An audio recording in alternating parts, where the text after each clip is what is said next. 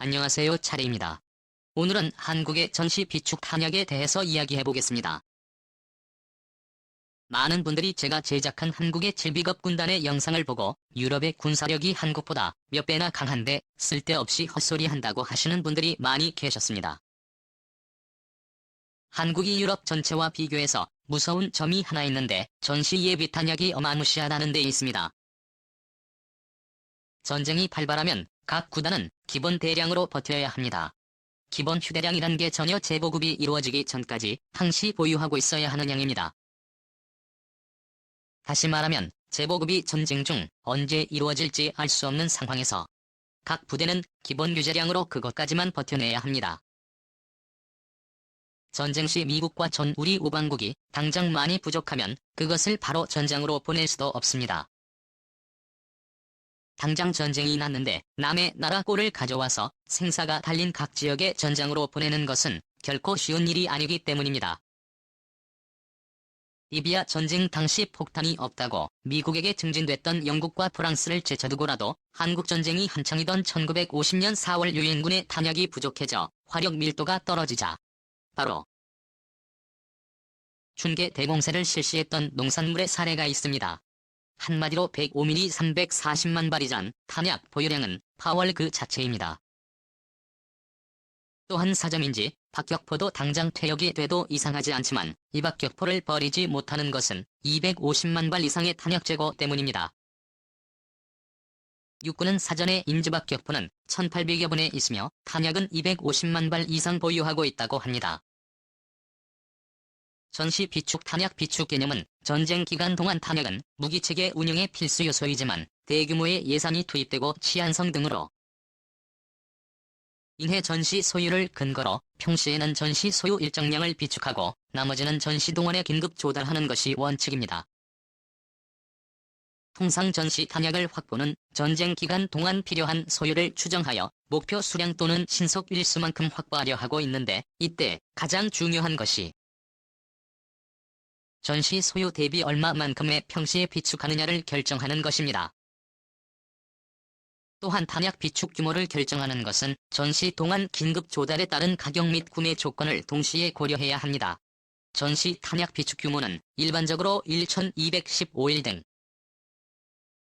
지속 일수를 설정하고 이에 필요한 수량을 확보하는 개념으로 운용되나 최근의 미사일 대구 영탄 등은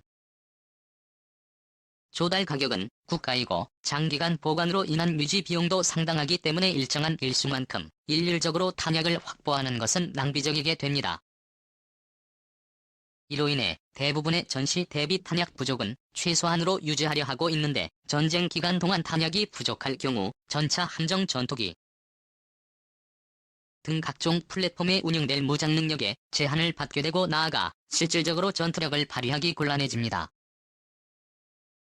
결국 전시에 필요한 탄약은 전량 사전에 비축하는 것이 바람직하나 뒤쪽으로 인해 발생한 대규모의 유지 비용을 감안하여 체계적으로 결정이 되어야 합니다. 2019년도 전투 예비 탄약 중에 확산탄에 관련된 예산만 살펴보자면 7mm 다목적 분산탄 165mm BI 시험탄 40mm 이중 목적 폭탄 K인 아닌 자주포 DPI신 BB탄 231유도 확산탄 23,231 그 산탄의 군에서는 전술함대지 유도탄 등에만 2019년 예산이 5,500억 원이 투입됩니다. 이러한 확산탄은 넓은 지형에서 다수의 인명을 살상하는 목적으로 한 탄약으로 적전차나 장갑차에 대한 타격 능력을 향상을 통한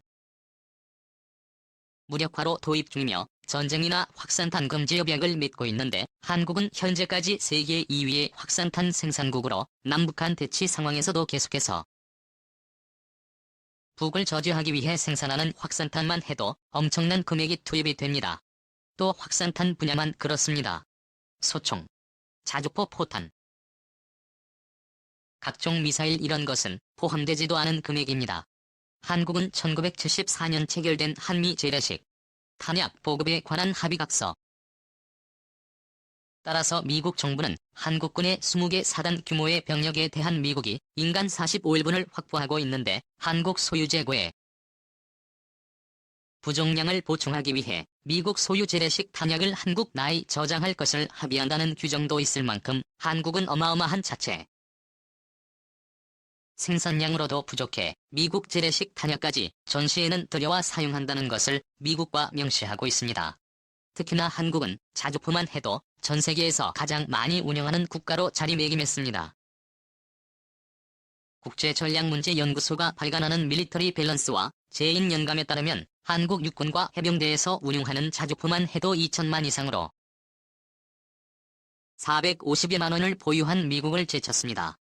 미국은 자주포를 대부분 창고에 보관 중이고 400여 개 정도만 운영하는 데 비해 러시아도 최근 몇 년간 노후화된 자주포를 전염한 작가 퇴역시켰다고 합니다. 중국은 자주포 제약 걱정이 줄어들어 당분간 한국은 자주포 세력 2위를 이어갈 것으로 보입니다.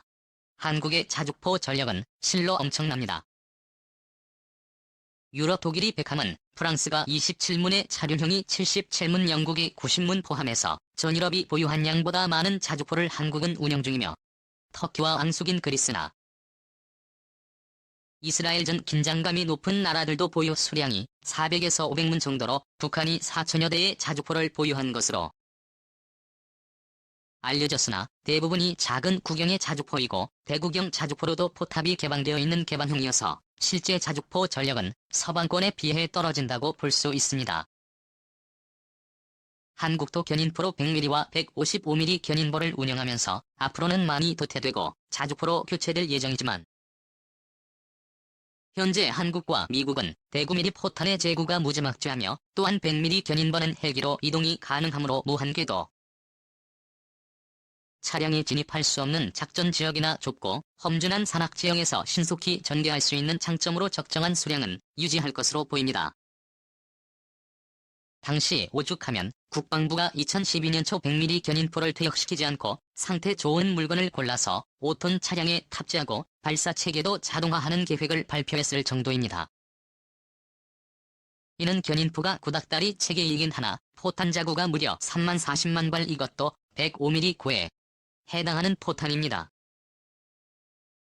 최고 탄약으로 인한 장기 운용을 해야 하기 때문이며 2017년 개발을 완료하고 2018년부터 다시 100mm 견인포를 차량에 얹어 자주포로 만들어 다시 재배치하는 중입니다. 이것도 400대 정도 배치한다고 합니다. 한국이 보유한 견인포만 더 3,500하면 박격포도 2천여 년 이상 배치 중입니다. 거기에 더해 전차만 해도 2,500여 대 또 다연장도 400여 문 이상이 있습니다. 사실 몇 년 전에 한국군이 전시 탄약을 제대로 보유하고 있지 않다고 문제가 국회에서 된 적이 있었습니다. 한국군이 얼마의 전시 탄약을 보유하고 있는지는 국회의원도 알기 어려운 급비로 당시 단편적인 부분만 본다면 9 자주포, 고폭탄은 8일 대포 10여 공대지 유도탄은 151번 애플 15개의 공대지 유도탄 7일 잠수함 유도탄 7일 통상월의 4분을 보유하고 있다고 합니다. 사실 외국에서 사오는 무기들은 많은 재고량을 가져갈 수 없으며 그래도 이 정도의 보유 수량도 엄청 많은 것에 속합니다. 한국이 F-15K에 장착하는 장거리 공대지 유도 무기인 타우러스도 몇천억 원 투입해서 214%서 90발 정도 들여오는 수준이고 나머지는 라이센스에서 국산화할 것입니다. 그만큼 해외에서 유도 무기와 미사일이 도입은 발당 엄청 고가이기 때문에 많은 수량을 도입하기 어려우며 그래서 한국군이 캐파이트를 개발하는 이유 중 하나이기도 합니다. 이러한 값비싼 유도 무기 중 하나인 공군의 각종 미사일을 국산화하기 위한 발판이 되기 때문입니다. 그동안 뒤의 모습을 거쳐 F의 의식을 2000년대 초 중반 개발했지만 엄밀히 말하면 록히드 마틴의 허가 없이는 우리가 개발한 수류탄 하나 비행기에 달지 못하며 우리가 개발했던 공대지 스마트 포탄인 KGB도 미국에 허락하지 않아 무장을 정규직으로 인식하지 못하고 PD라는 태그를 조종석 무릎에 달고 블루투스로 목표 데이터를 넘기고 있는 실정입니다. 이렇듯 국가의 공대공 유도 무기는의 페이스를 시작함으로 인해서 한국산 공대공 유도 무기 개발의 촉매제가 될 것이며 방산업체에서는 공대공 무기 중에 장거리 공대공 무기인 암람 같은 미사일은 충분히 한국에서 자체 개발할 수 있는 기술을 보유하고 있다고 하며 단거리 공대공 A9에서는 몇 년의 연구가 필요하다고 합니다. 그만큼 공대공 미사일로 KTFX 기체가 마무리된다면 우리가 도전해볼 수 있는 분야입니다. 한국은 해군 군함에 필요한 탄약이나 유도미사일 등을 빼더라도 육군만 놓고 본다면 2019년 국방 예산이 46조 7천억이었는데 이 중 군수 지원에만도 모두 3천억을 시작되고 있으며 우리가 보유한 육군 장비만도 탱크 자주포 다연장 견인박격포 등 수천 대의 장비며 이런 장비들이 최소 45일을 소모할 수 있는 탄을 미국과의 협정으로 맺고 있으며 미국도 한국이 전쟁이 날 경우에 대비해 전시예비탄을 수주할씩 보관하고 있습니다. 몇 년 전 미국이 한국전을 대비하여 보관 중이던 전시한 5조 원을 한국에 떨이 처분한 적이 있을 정도이며 미군이 아프간과 이라크에서 벌이는 전쟁에서 탄이 부족해 한국에게 급히 요청할 정도로 한국은 어마무시한 전시탄을 보유하고 있을 정도입니다. 한국처럼 이렇게 많은 전시탄을 보유하고 있는 국가는 서방에선 미국과 이스라엘 정도이며 몇 년 전 유럽에서 그래도 아직은 한가락하는 프랑스가 전시예비탄이 부족하여 리비아 내전에 제대로 개입하지 못했을 정도로 프랑스도 막대한 전쟁 준비를 위한 탄을 구비해서 비축한다는 것은 그야말로 상상을 초월하는 구입비와 유지비가 들어갑니다. 한국은 이란 전차 자주포 소유 탄약뿐 아니라 대량의 탄도미사일도 운영하고 있는데 현무1과 현무 그리고 현무 수립까지 거기에 KTSA라는 전술 탄도 미사일까지 마구마구 찍어내고 있는데 이것들의 운용 수량도 다들 1000개씩 넘어갑니다. 현무 1, 2는 발당 340억 이상. 현무 2는 발당 5.610억 하는 물건입니다. 이런 현무 탄도탄을 1000억 이상 보유하고 있으며 최근에 개발된 현무 2도 수백 기 이상 양산할 것입니다. 그것도 탄도탄만 그렇고 현무 순항 미사일은 논외로 치겠습니다.